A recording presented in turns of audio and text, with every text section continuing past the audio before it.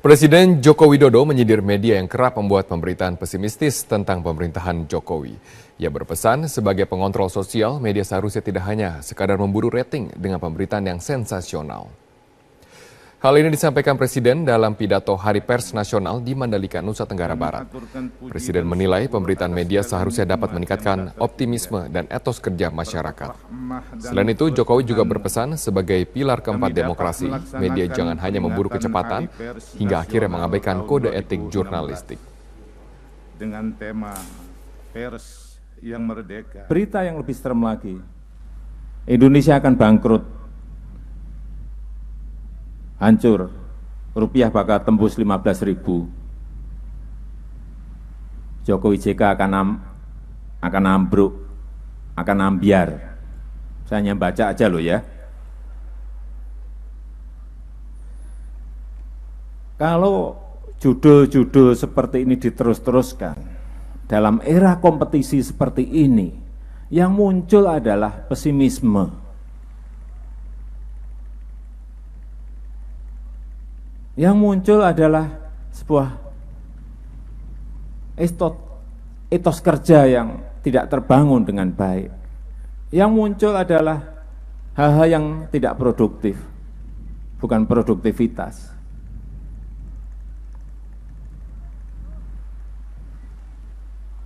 Padahal itu adalah hanya sebuah asumsi-asumsi, tapi akan sangat mempengaruhi. Sementara itu, tokoh pers nasional Surya Paloh mengatakan kemerdekaan dan kebebasan. Sementara itu, banjir juga melanda kota Binjai, Sumatera Utara. Kota Binjai lumpuh terendam banjir sejak 2 hari terakhir. Banjir kali ini merupakan banjir terbesar di kota Binjai selama 20 tahun terakhir. Jika biasanya banjir hanya menggenangi rumah warga di Kelurahan Mencirim, namun banjir kali ini merata di hampir semua wilayah Binjai. Ribuan rumah di 5 kecamatan yang ada di Binjai terendam banjir dengan lokasi terparah berada di Kelurahan Mencirim, Kelurahan Pekan, dan Kelurahan Berengam dengan ketinggian air mencapai 2 meter.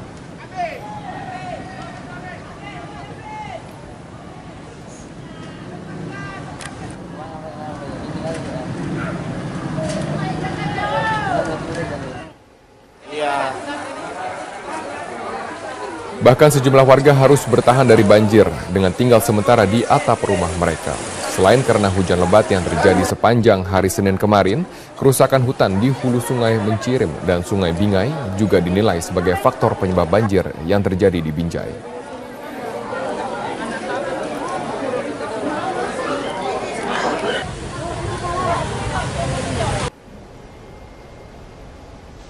Ya, Robert, hingga saat ini kami belum mendapatkan tanggapan secara langsung dari Jero Wacik selaku terdakwa dari kasus tindak pidana korupsi yang baru saja dijatuhi vonis oleh Majelis Hakim di Pengadilan Tindak Pidana Korupsi. Dan saat ini baru saja ditutup sidang untuk terdakwa Jero Wacik oleh Majelis Hakim, dan rekan-rekan media di dalam ruang sidang Kartika 1 ini masih mencoba untuk mendapatkan keterangan baik dari pihak Jero Wacik ataupun kuasa hukum atau tim kuasa hukum yang selama ini mendampingi Jero Wacik. Selama hampir 3 jam, Robert, tadi seluruh anggota dan juga ketua dari Majelis Hakim Tindak Pidana Korupsi yang menyidangkan dari kasus korupsi yang dilakukan atau dituduhkan kepada Jero Wacik sudah menjatuhi vonis selama 4 tahun penjara. Kita simak terlebih dahulu tanggapan dari Jero Wacik. Yang buat audio itu dicopotin, masukin ke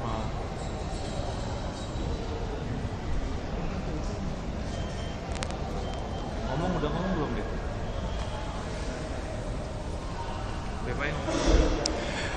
Dan usai tadi menyampaikan vonis 4 tahun juga dilengkapi dengan sejumlah sanksi-sanksi yang dijatuhi setelah membacakan pertimbangan-pertimbangan dari 4 anggota Majelis Hakim dan 1 ketua Majelis Hakim di tindak pidana korupsi untuk Jero Wacik ini, di mana ada 3 dakwaan yang secara langsung dibacakan sebagai pertimbangan dari dakwaan atas fakta hukum yang telah dilakukan dalam dugaan tindak korupsi dan juga gratifikasi yang dituduhkan dituduhkan kepada Jero Wacik. Selain sanksi penjara 4 tahun atau vonis 4 tahun penjara, juga dijatuhkan hukuman denda sebesar 150 juta rupiah, subsidiar penjara 3 tahun. Dan kemudian juga ada dana pengganti atau di mana ini nilainya mencapai 150 miliar rupiah, maksud kami 5 miliar rupiah, bukan 150 miliar rupiah seperti yang sudah diajukan oleh Jaksa Penuntut Umum, namun 5 miliar rupiah, dan apabila dana pengganti ini tidak bisa dibayarkan oleh pihak Jero Wacik, maka akan digantikan dengan sanksi penjara selama 1 tahun penjara. Seluruh sanksi yang dijatuhkan oleh Majelis Hakim hari ini, Robert, nilainya atau secara kuantitas memang lebih rendah daripada apa yang sudah didakwakan oleh Jaksa Penuntut Umum atau yang sudah disampaikan pada sekitar bulan Januari 2016 yang lalu oleh Jaksa Penuntut Umum, di mana ada 3 dakwaan sekaligus, yaitu tindak pidana korupsi dengan menggunakan dana operasional menteri sepanjang tahun 2004 hingga 2009 sebagai Menteri Pariwisata dan Kebudayaan, kemudian juga Menteri SDM di tahun 2011. Dalam dakwaan tersebut juga ada gratifikasi yang disampaikan oleh Jaksa Penuntut Umum, di mana sedianya awalnya 9 tahun penjara, namun saat ini lebih rendah 4 tahun penjara. Demikian Robert Haryanto, kembali ke studio. Baik, terima kasih Rifai Pamone atas informasi Anda langsung dari Pengadilan Tipikor. Mantan Menteri SDM Jero Wacik terjerat dalam kasus korupsi penyalahgunaan dana operasional menteri dan dituding menerima gratifikasi. Atas perbuatannya, Jero Wacik diduga telah merugikan negara hingga mencapai lebih dari 18 miliar rupiah. Mantan Menteri Kebudayaan dan Pariwisata yang juga pernah menjabat sebagai Menteri ESDM Jero Wacik terjerat dalam pusaran korupsi dana operasional menteri dan tuduhan gratifikasi. Dalam sidang tuntutan 21 Januari lalu, jaksa menjerat Jero Wacik dengan 3 dakwaan berlapis dengan tuntutan 9 tahun penjara dan denda 350 juta rupiah serta uang pengganti sebesar 18,79 miliar rupiah subsidiar 4 tahun penjara.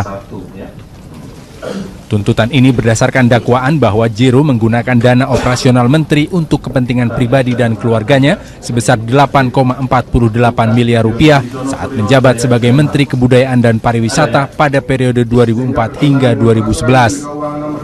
Jero juga didakwa telah menyalahgunakan dana operasional Menteri SDM tahun 2011 hingga 2014 sebesar 10,3 miliar rupiah.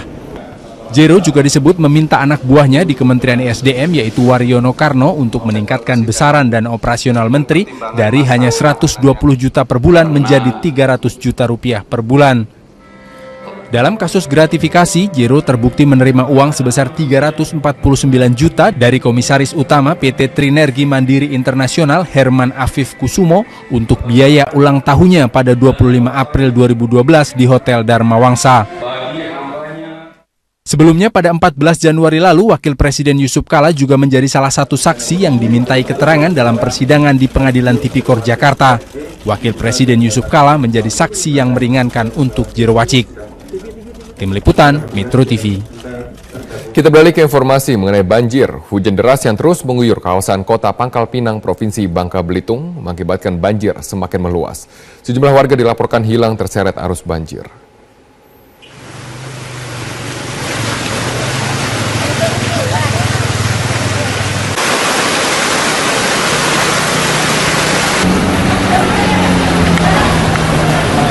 Selain merendam permukiman warga, banjir dengan ketinggian lebih dari 1 meter membuat jalan protokol kota Pangkal Pinang terputus. Arus air yang cukup deras dan ketinggian banjir yang cukup dalam membuat sejumlah warga dilaporkan hilang terseret arus banjir. Namun hingga saat ini belum diketahui pasti berapa jumlah warga yang terseret oleh arus banjir. Menurut warga, banjir bandang seperti ini baru pertama kali terjadi di kota Pangkal Pinang. Warga berharap agar pemerintah segera membuat posko bencana banjir serta menyalurkan bantuan berupa makanan, pakaian, dan obat-obatan karena banyak warga yang kehilangan harta benda mereka dalam bencana banjir ini.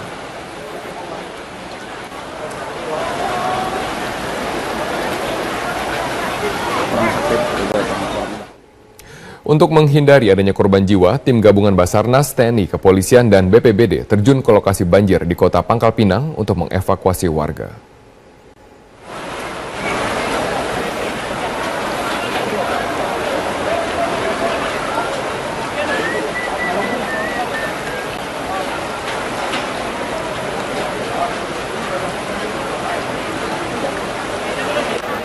Banjir dengan ketinggian lebih dari 1 meter disertai arus yang deras sangat membahayakan warga. Tim SAR dan warga pun harus berpegangan pada tali agar tidak terseret arus banjir.